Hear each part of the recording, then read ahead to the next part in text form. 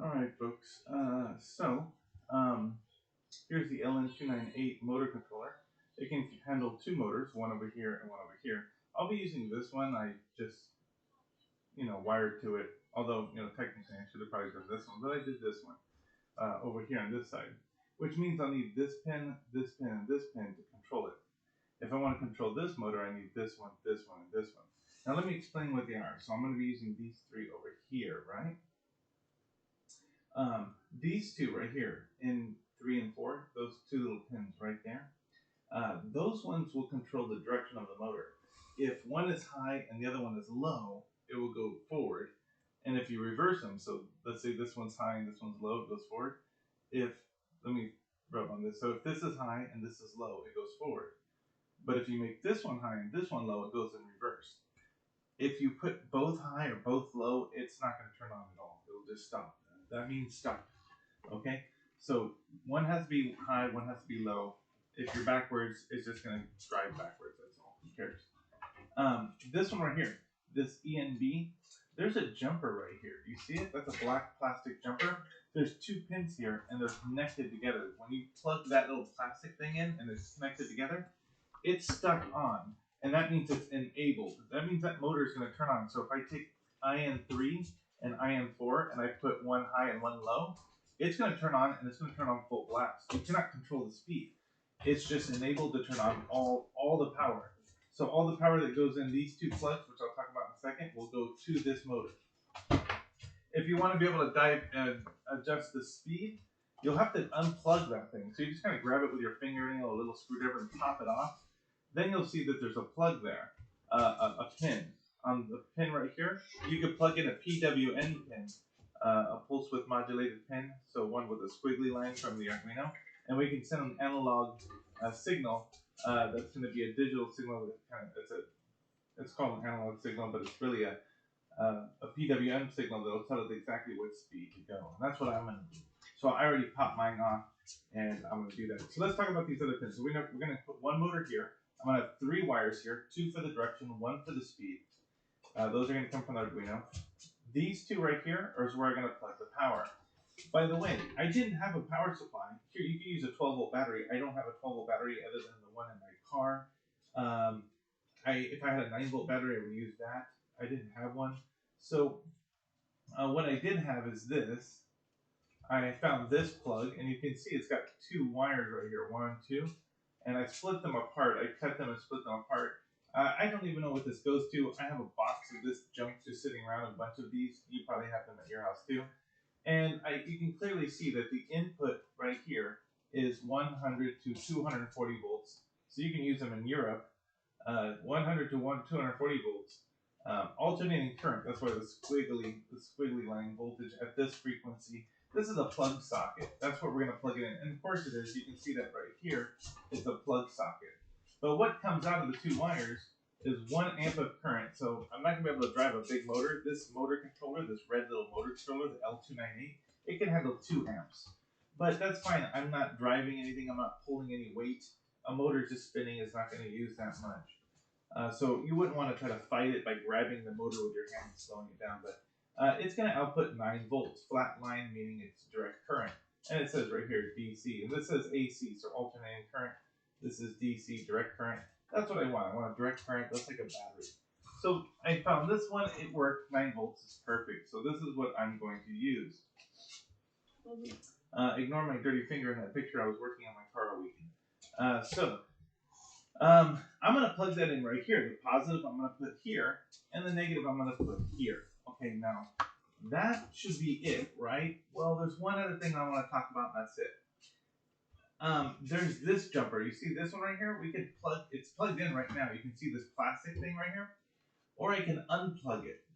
That will control this 5 volts right here to be input or output. And let me explain what that means. This board right here requires electricity to work. The motor requires electricity to work. That electricity is going to come from here, I already know. Okay, so it's going to send that electricity to here. But this board needs, it has a lot of things working on it. It's got an LED, it's got all kinds of stuff. And it runs at 5 volts.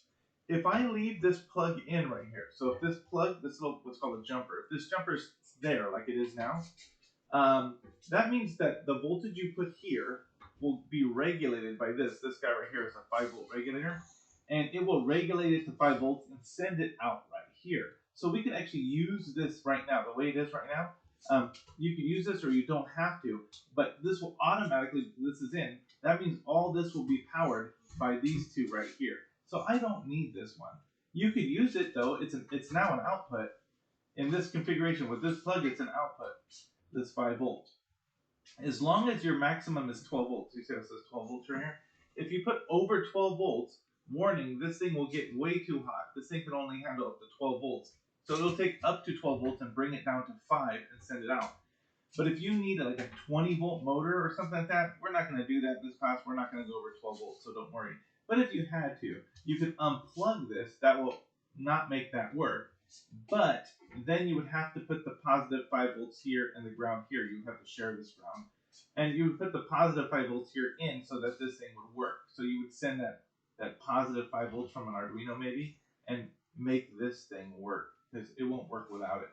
But in this class, we can totally leave that plugged in pretty much all the time. We're never going to go over 12 volts. You should not. And we'll just plug those 12 volts here. For me, it's going to be 9 volts. All right. So let's look at my my drawing real quick here. Let's pull this up. So this is my setup here. Here's my other setup. So let's look a little closer here. So these two right here is my motor. It's going to go to my motor, these two wires. You just unscrew these right here, these two what's called block terminals. You unscrew them a little bit. You don't take the screws out or nothing. Just loosen them so the wire fits. You know, two turns or something. Look, there's my jumper. I was looking for that. That's the one I pulled off over here. This jumper I left. So here's a jumper. It fell off. It was the one I took off the enable B pin right here. I took it off so that I can control the speed. Anyway, so here's my two wires for my motor. Here's the two wires for my power supply. You can see them right here, these two black wires right here. This one's positive, this one's negative. And that's positive, that's negative. 9 volt, positive 9 volts, and then negative, or what's called 0 volts. Now, what is this yellow wire going? Well, that one goes to the, let's show you, the Arduino. You can see this yellow wire goes to the ground of the Arduino. Because I need to share the ground, only because I'm using a PWM pin. And the PWM pin needs a reference from the Arduino, so that's all. Okay? So that's enough. Now let's take a look at the code. For me, I did create 3 variables, IN3, IN4, and ENB. That's those 3 pins right. Let's see if we can find that real quick. Nope. Right there. So IN3, IN4, ENB, those 3 pins. I created that variable there. All right, so then I said make all 3 of them outputs. I'm going to be sending signals out of the Arduino to this board. Okay, now let's look at the loop. The first one I made IN3 high, right here, and I made IN4 low, and then I took an analog write. Remember, I digital write it to those, because digital write means either high or low. So I made a high and a low signal. Analog write means I can put up to from 0 to 255. And that means to send a PWM. So I'm sending a PWM out of this pin, pin 3, right here. Okay? So, and pin 3 can handle that. I checked already. Analog write. So pin 3, I'm sending a very short signal to go really slow. Wait 3 seconds, and then reverse it. See, now IN3 is low, before it was high, and IN4 is high, and before it was low. So I'm going to go in the opposite direction, and I'm going to go full blast, 255, same pin 3, but this time I'm going full blast, 255. Wait 3 seconds, then repeat. So if I upload my code, and I'm uploading it now.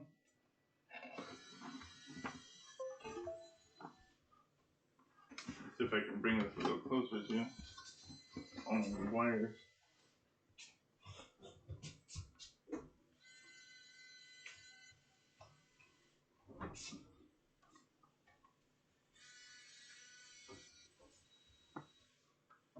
Slow, then reverse. That's the fast. This is the slow going the other direction. Fast for 3 seconds, then slow for 3 seconds. All right. Now please note that it is currently, let's see if we can look, connected to a USB, right, to power this. Now let me show you something cool. Remember I told you if we leave that pin in, let's see if I can bring this camera on. There we go. If we leave this pin in, that this output right here, this third one could be an output. So this third wire could be an output. So I'm going to unplug the Arduino. It's dead. There's no power going to it. But I'm going to take this, see if you can see it, this black wire, which is coming from, let's see if I can show you.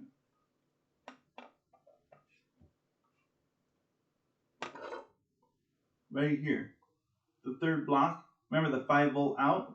If we leave that jumper in right there, I can take this 5-volt out.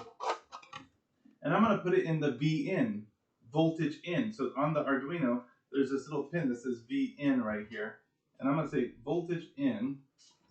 And let's give it a second to boot up. Look at my Arduino already has power. And there it goes. It's doing the same thing. So if the 9 volts that came from my plug socket that I showed you, if that was just a 9-volt battery or a 12-volt battery, what I could do is this would all work by itself now. Do you see this? No USB port. My code is just running. All I have is this power right here coming from the plug. If this was a battery, I could just move this around anywhere. I could go bring it to a different classroom. I don't need any wires.